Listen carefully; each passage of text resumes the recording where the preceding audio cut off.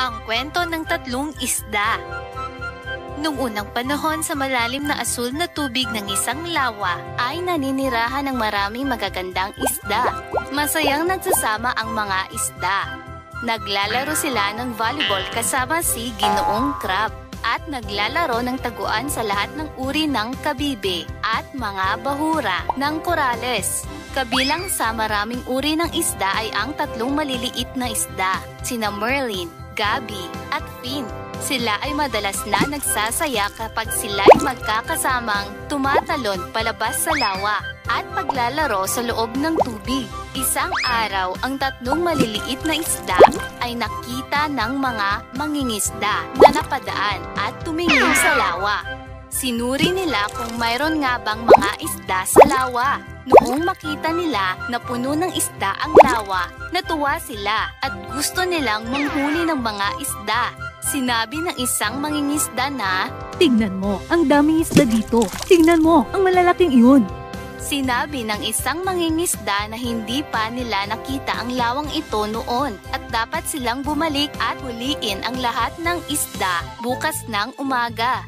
Narinig ng tatlong maliliit na isda ang usapan. Nagkasundo ang mga lalaki at nagpatuloy sa kanilang lakad. Ang tatlong mga isda ay dali-daling lumangoy sa gitna ng lawa at tinawag ang iba pang mga isda para mag-usap. Ang unang isda ay si Merlin, ang pinakamatalinong isda. Sinabi niya sa lahat kung gaano kasabik ang mga mangingisda na makakita ng napakaraming isda at sila ay maaaring balikan bukas ng umaga para huliin. Gusto nyo bang mabuhay o mahuli? Ang ibang isda ay sumigaw ng, "Gusto naming mabuhay!" Sinabi ni Merlin na dapat silang umalis bukas ng umaga at makatakas papunta sa isang ligtas na lawa. Ang ikalawang isda ay si Gabi. Naisip niya ang parehong idea at nagpasya siyang sundin ang kaibigan. Ngunit ang ikatlong isda na si Finn ay hindi sumang-ayon sa kanila. Tumawa siya at sinabi na ang mga isda ay umaasal na parang mga duwag. Sabi niya, "Ang lawa ng ating tahanan, bakit kailangan nating umalis?" Sinabi ni Finn sa lahat na huwag matakot at ang mga mangingisda ay maaaring hindi makabalik. Ang mga isda ay nagsimulang mahati. Ang ilan ay sumang-ayon at sumunod kay Merlin at Gabi, habang ang natira ay sumunod kay Finn papunta sa ibang direksyon. Noong madaling araw kinabukasan, bumalik ang mga mangingisda sa lawa. Dala ang kanilang mga lambat. Inihagis nila ang lambat bago pa makatakas ang lahat ng isda. Maraming mga isda ang nahuli, kasama na sina Merlin at Gabi. Nakita ito ni Finn at dali-dali siyang pumunta sa natitirang mga isda. May plano si Finn at sinabi niya sa lahat na huwag mag-alala. Ililigtas niya ang lahat ng mga isda na nasa lawa mula sa lambat ng mga mangingisda. Lahat ng isda ay nagtipon at pumalibot sa lambat at kinagat ng napakahigpit ang lubid gamit ang kanilang mga ngipin. Sinimulan nila itong hilain at hilain ang lambat upang masira gamit ang lahat ng kanilang lakas. Hanggang ang lambat ay naputol at bumagsak patalikod ang mga mangingisda. Ang lahat ng isda ay bumalik sa lawa at sa wakas sila ay malaya. Masaya silang lumangoy palabas ng mga lambat at sa wakas sina Merlin, Gabi at Finn ay muling nagkasama at sila'y ligtas. Ang kwento ng isang sisiw. Ito ay isang kwento tungkol sa isang matalinong maliit na sisiw.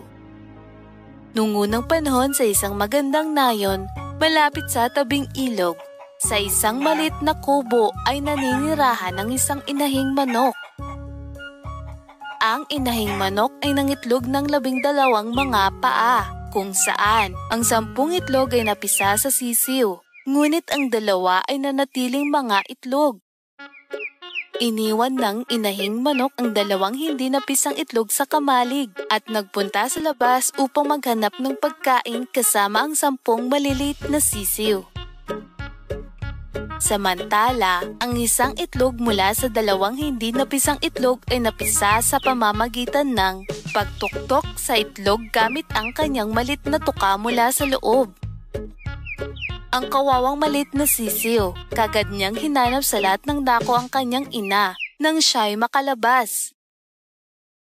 Ngunit hindi niya mahanap ang kanyang ina at nakita niya na ang lugar ay halos walang laman. Naging malungkot ang maliit na sisiw kaya nagpasya siyang hanapin ang kanyang ina ng mag-isa. Sa sandaling nagpasya siyang hanapin ang kanyang ina, pinayagpag niya ang kanyang mga balahibo at nagsimulang maglakbay mula sa kamalig.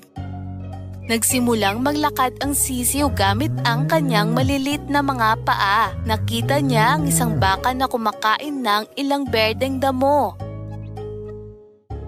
Masigasig na sinimulang titigan ng sisiw ang malaki at matangkad na baka. Matapos ang ilang minuto, ang napakalaking baka ay tumingin sa maliit na sisiw at nagtanong. Ano ang hinahanap mo? Bakit ka gulat na nakatingin sa akin? Tanong ng baka. Ikaw ba ang aking ina? Inosenteng tanong ng sisiw. Naawa ang baka habang tinititigan ang inosenteng sisiw at sinabing, Tumingin ka sa akin, tingnan mo kung gaano ako kalaki at katangkad. Ang iyong ina ay mas maliit kaysa sa akin. O, ang aking ina ay mas maliit kaysa sa iyo? Tanong ng sisiw. Pagkatapos ay pinagpatuloy niya ang kanyang paghahanap. Pagkalipas ng ilang oras, nakita ng sisiw ang kambing na kumakain ng ilang dahon. Lumapit siya sa kambing at nagtanong. Tila, mas maliit ka sa isang baka. Ikaw ba ang aking ina? Tanong ng maliit na sisiw. Mas maliit nga ako sa isang baka. Ngunit mayroon akong 4 na paa. Gayunpaman tulad mo, ang iyong ina ay may taglay na 2 binti at 2 mga pakpak. Sabi ng kambing. Ang maliit na sisiw ay naging malungkot na marinig ang sinabi ng kambing. Nagpasya siyang maglakad pa at ipagpatuloy ang paghahanap para sa kanyang ina. Habang naglalakad siya palayo, narinig ng sisiw ang isang "Kakaw!" na tunog. Naalala ng maliit na sisiw ang sinabi ng kambing at naisip na, marahil lang uwak ang aking ina. Kaya tinanong niya ang uwak. Mayroon kang 2 mga paa at mga pakpak. Kaya ikaw ba ang aking ina? Oo, totoo na mayroon akong 2 mga paa at mga pakpak. Ngunit kaya kong lumipad ng mas mataas kaysa sa iyong ina. Gayon din ang iyong ina ay mas malaki, ang laki kaysa sa akin. Ang kanyang mga paa ay mas mahaba kaysa sa akin. At ang iyong ina ay hindi kayang mag-ka tulad ko. Tugon ng uwak. Pagka dinig dito ang sisiw ay nalungkot kahit ang uwak ay naawa para sa malit na sisiw. Sinabi ng uwak na, Huwag kang malungkot. Subukan mong maglakad pa. Sigurado akong mahanap mo ang iyong ina. Pagkasabi nito, ang uwak ay lumipad palayo. Ang usapan nila ng uwak ay nagdala ng inspirasyon sa sisiw at sinimulan niyang magpatuloy pa. Gamit ang kanyang cute na mga paa, mabilis siyang naglakad sa tabi ng lawa at doon nakita niya ang isang pato kasama ang kanyang mga bibe. Ang malit na sisiw ay napakasaya na makita ng ilang pagkakahawik sa pato na sinabi sa kanya ng uwak at tumakbo siya papunta sa pato na umiiyak na, Ina! Ina! Ang pato ay nasindak nang makita ang maliit na sisiw. Bakit ka gulat na gulat, ina? Ako ang iyong anak. Sabi ng sisiw. Hindi, mahal ko. Hindi ako ang iyong ina. Sabi ng inahing pato. Tumulo ang luha sa pisngi ng sisiw. Ang kawawang sisiw ay nagsimulang umiyak habang iniisip na hindi na niya makikita muli ang kanyang ina. Natunaw ang puso ng inahing pato. Tumingin siya sa sisiw na may pagmamahal at sinabing, Bakit ka umiiyak, mahal? Hayaan mo, tutulungan kita. Ang sisiw ay nagsimulang sabihin sa pato ang kanyang malungkot na kwento mula sa simula. Ang pato ay sumagot ng may pagmamahal na, O mahal, ang iyong ina ay hindi nagkukwak tulad ng sa akin. Ang iyong ina ay nag-kukurukoko. Mayroong isang kalapati sa isang malapit na puno ang nakinig sa buong usapan sa pagitan ng pato at ang malit na sisiw. Nagpasya siyang tulungan ng sisiw at lumipad patungo sa kanya. Pumunta ka sa dulo ng lawang ito at maaari mong mahanap ang iyong ina sa banda roon. Sabi ng kalapati at lumipad palayo. Ang isang inahing manok ay gumagawa ng eksaktong parehong tunog tulad ng pato.